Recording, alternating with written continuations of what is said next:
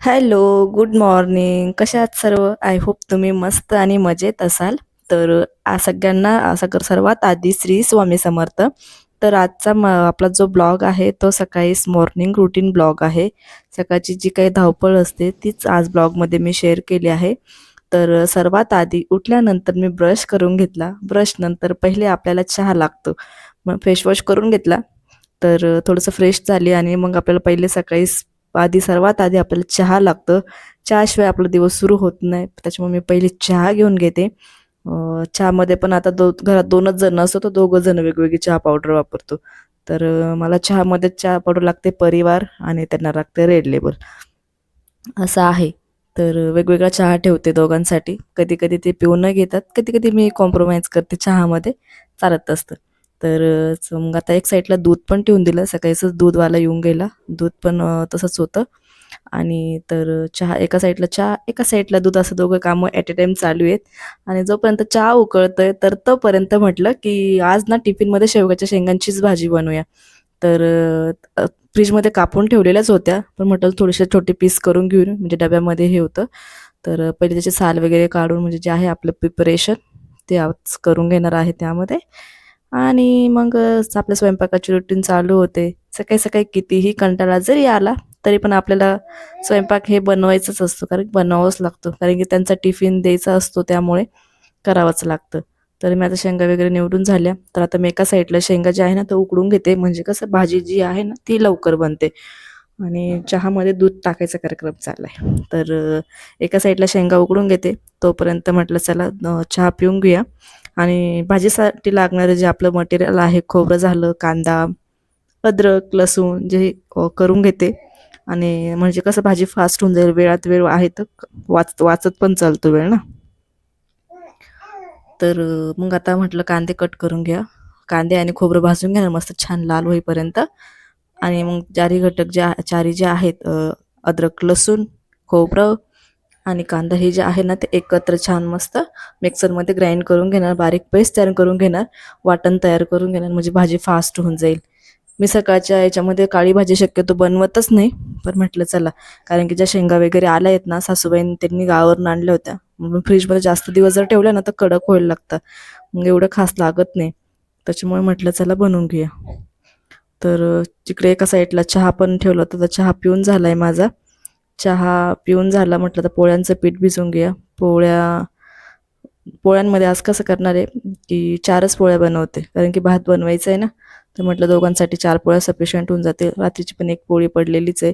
कधी-कधी मी 1च पोळी खाते, कधी 2 खाते, असं डिपेंड ऑन मूडवरती. त्याच्यामुळे म्हटलं 4च बनवूया, कारण की भात बनवणार आहे. जर भात असेल तर मी पोळी अजिबात खात नाही. तर माझ्या वाट्याच्या पोळ्या तशाच पडणार.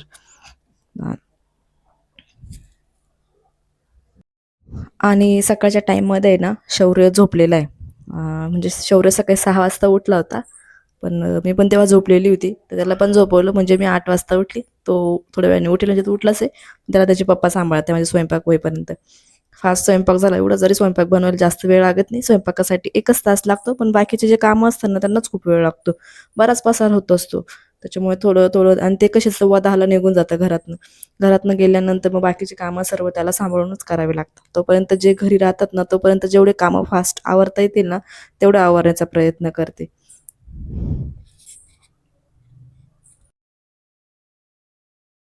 सकाळी-सकाळी कामं करण्यात खूप मजा येते. फास्ट आवरले की भारी वाटतं. दिवसभर मग मोकळंच असतं.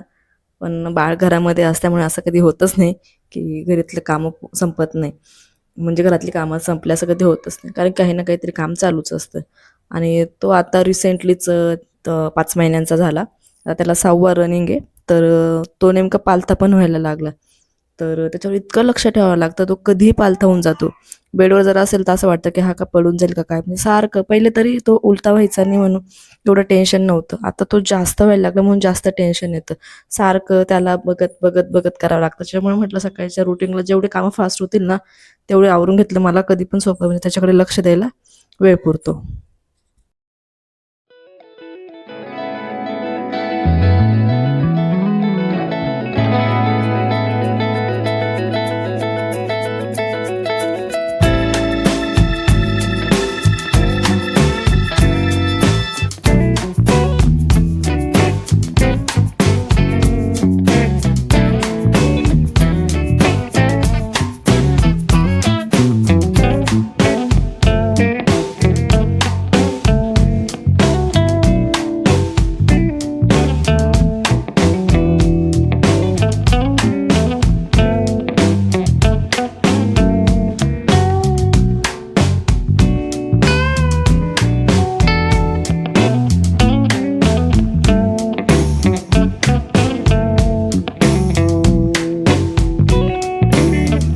की काही जर दळायचं वगैरे जर असेल ना, तर तो खूप घाबरतो म्हणजे आवाजाने, कुकरच्या शिट्ट्यांना, मिक्सरच्या आवाजला त्याला भीती वाटते. त्यामुळे असे जे काही काही कामं असतात ना, म्हणजे भात लावणं वगैरे झालं किंवा काही वाटण वगैरे तयार करायचं, मिक्सरचं जे काही कामं असेल ना, मी ते घरात असतानाच करते. कारण की ना, त्याला भीती वाटते आणि तो घाबरून उठतो. त्याच्यामुळे मी सध्या तरी थोडं आहे ना, अव्हॉइडच करते एकटं असताना. कारण की मी जर इकडे काय करायला गेली आणि तो तिकडे घाबरला, त्याच्यामुळे मला खूप भीती वाटते. त्यामुळे मी ना, की डायरेक्टली जे असताना ते असताना घरातच काही जे कामं असतात असे, जेणेकरून त्याला भीती वाटते, ते कामं ते असतानाच करून घेते. त्याच्यामुळे म्हटलं म्हटलं आज तर तो हे जागा ते सांभाळते आणि तो जागा पण आहे. तर म्हटलं आता पहिले मिक्सर वगैरे लावून घेते आणि बाकीचे कामं करते. फास्टमध्ये मी आजची जी भाजी आहे ना, ते बनवून घेतली. तर मस्त काळ्या मसाल्याची शेवग्याच्या शेंगाची भाजी आज टिफिनसाठी. भात बनवते, पोळ्या बनवते.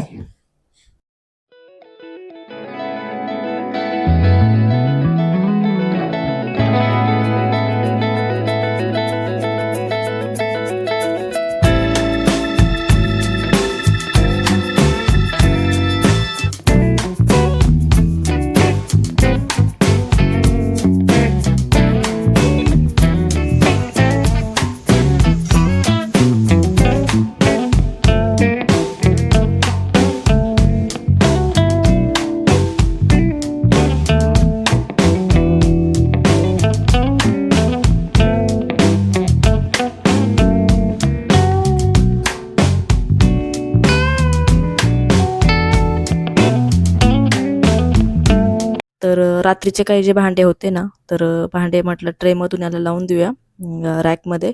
आणि आत्ताचे स्वयंपाकाचे इतके भांडे निघाले, म्हटलं ते फास्टमध्ये घासून घेऊया. तेवढंच काम आपलं लवकर होत होतं.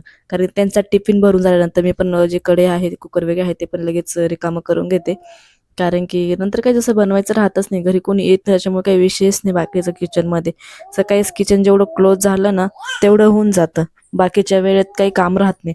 म्हणजे कामं जेव्हा आपले वरचे असतात, म्हणजे मॉप मारणं, काय झालं, कपडे लावणं, आपलं रोजचे काय, किचनचं काम सकाळीच संपून जातं.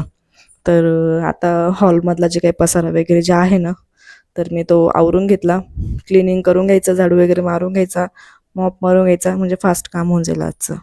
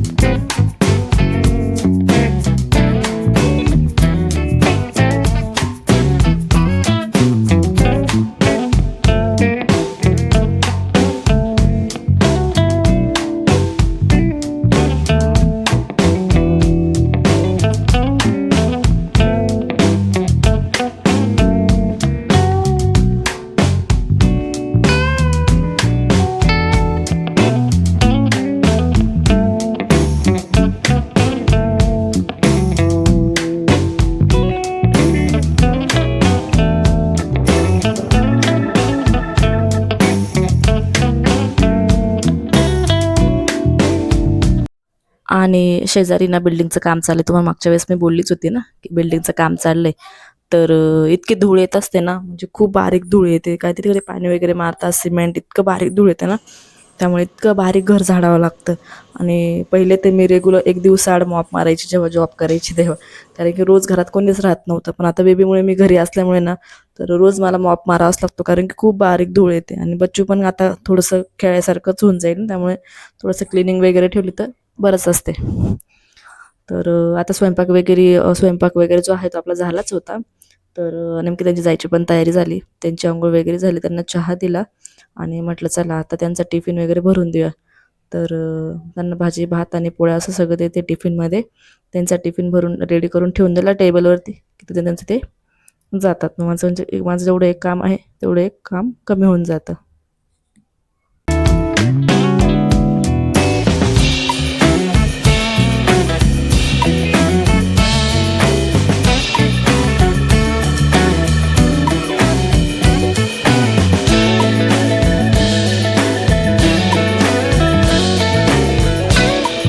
आणि उरलेलं जे माझ्या वाट्याचं जे आहे, ते बाकीचं काढून ठेवते. आणि बाकीचे जे भांडे आहेत आपले कुकर वगैरे ते पण रिकामे करून किचन क्लीन करून घेते. म्हणजे किचनचं काम आपलं जे आहे ते संपूनच जाईल. आणि एवढं सगळं काम आवरल्यानंतर आपल्याला 2 वेळेस चहा तर लागणारच आहे. पहिला एक वेळ चहा पिऊन झाला होता. आता त्यांना चहा केला. तर त्यांच्यासोबत पण मी आता चहा पिते. असं आहे. आणि ते आता नेमके ड्युटीला गेले. बच्चू झोपलेलं होतं, तर त्याला काढून आणलं आणि आता ऑलमोस्ट 10:30 वाजलेले आहेत आणि 10:30 वाजता मी सेकंड चहा पिते. त्याला सांभाळत तो खेळतोय. मग चहा पिऊन वगैरे झाला, तर आता त्याचा टायमिंग झाला. ते बघा, तुम्ही बघू शकता व्हिडिओमध्ये तो कसा पालथा होतो. त्याच्यामुळे भीती वाटते सारखी, की आणि त्याला पालथं होता येतं, पण त्याला त्याचं त्याचं उलटं होता येत नाही. म्हणजे परत ओरिजिनल पोझिशनला त्याला येता येत नाही. त्याचा हात दाबला जातो आणि त्याला अजून पुढे सरकता येत नाही. आताच 2-3 दिवस झाले तो पालथा पडायला लागला. पण इतका हे करतो, की त्याला डायरेक्ट पुढे सरकता येत नाही. खूप आटापिटा करतो, पण तरी पण सरकता येत नाही त्याला. मजा असते ना. मी तर जे आहे ना बाळाचे छोटे-मोठे हे जे एन्जॉय आहेत ना, बाळाचे ते मी इतके म्हणजे इतके एन्जॉय करते, की माझा पूर्ण टाईम जो आहे ना याच्यामध्येच निघून जातो. आता त्याला औषध पाजण्यामध्येच जवळपास माझा 1 तास घुसून जाणार. कारण की 4 औषधं आहेत, कॅल्शियम, व्हिटॅमिन ते. पण तो डायरेक्ट पीत नाही. म्हणजे एक घोटसुद्धा पीत नाही. डायरेक्ट काढून टाकतो. इतकी मजा येते ना त्याला औषध पाजताना. तो डायरेक्ट ना तोंड पॅक करून ठेवतो. तर मी आता पण व्हॉइस ओव्हर करते ना, तर त्याचं मागून तुम्ही आवाज ऐकू शकता. त्याचं चाललंय कुरकुर करायचं का. त्याला असं वाटतं ही बोलतीये, माझ्याशी का बरं नाही बोलत आहे माझ्याजवळ बसून. त्याच्याजवळ बसून बोललं का तो जास्तच ओरडतो, जास्त आवाज येतोय मध्येच. त्यामुळे म्हटलं चला लांब करूया.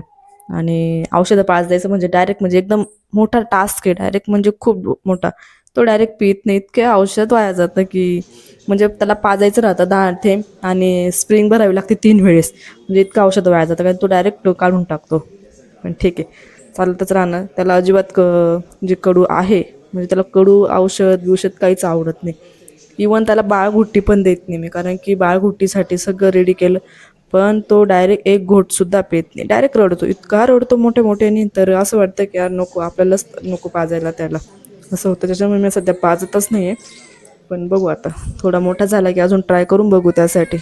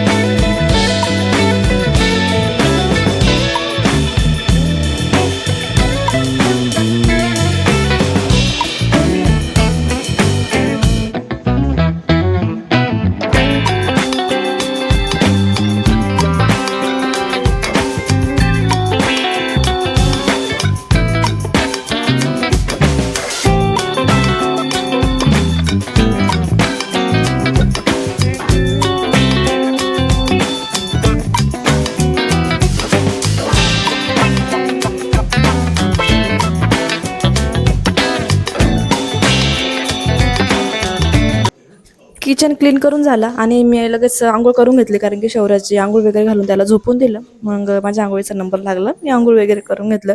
आपलं जे रेग्युलरचं बेसिक स्किन केअर जे असतं ते मी करून घेते. त्यामध्ये सनस्क्रीन, मॉइश्चरायझर, लिप बाम वगैरे जे आहे ते लावून घेते. घरात असताना मी काय कुठली पावडर वगैरे मेकअप वगैरे करत नाही. फक्त सनस्क्रीन आणि मॉइश्चरायझरच लावते, लिप बाम लावते, बस. एवढं सोपं सोपं असतं. केस वगैरे नीट करून घेतले आणि नंतरचं काम जे आहे ते मशीन लावायचं.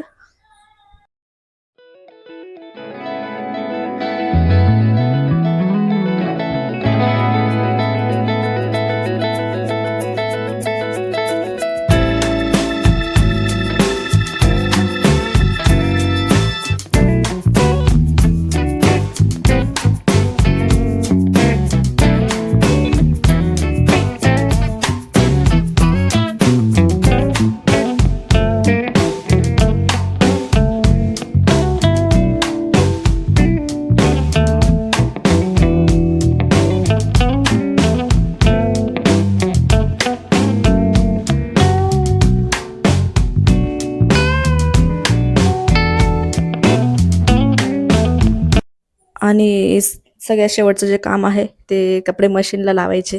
मशीन लावून दिलं म्हणजे काम संपलं. आणि शेवटचं काम असतं मशीन लावून, अंघोळ वगैरे करून झाल्यानंतर, आणि मशीन कपडे धुवून झाले की वाळत टाकून देणार. तर अशा प्रकारे आजचा जो दिवस आहे तो कामं करून संपला आहे. कारण की आता दुपारचे जवळपास 2:15 वाजलेत. तर इथे माझं रुटीन संपलं आहे. बाळाची आंघोळ वगैरे झाली, बाळाचं पूर्ण टाईम झाला, बाळाची औषधं वगैरे पण देऊन झाले, बाळाला आंघोळ करून बाळाला झोपवलं आहे, माझी पूर्ण कामं झाली, माझी आंघोळ झाली, मशीन लावून झालं, फक्त शेवटचं काम बाकी कपडे वाळत घालायचे, बस बाकी सगळे कामावरून झाले. तर चला भेटू नेक्स्ट व्हिडिओसोबत, नेक्स्ट ब्लॉगसोबत. तोपर्यंत काळजी घ्या आणि आपल्या चॅनलला नक्की सबस्क्राईब करा, कारण की येणारे असे छोटे मोठे ब्लॉग आहेत ते तुम्ही नक्कीच बघा आणि माझ्या फॅमिलीचा भाग व्हा. तर चला भेटू नेक्स्ट ब्लॉगमध्ये. बाय, काळजी घ्या.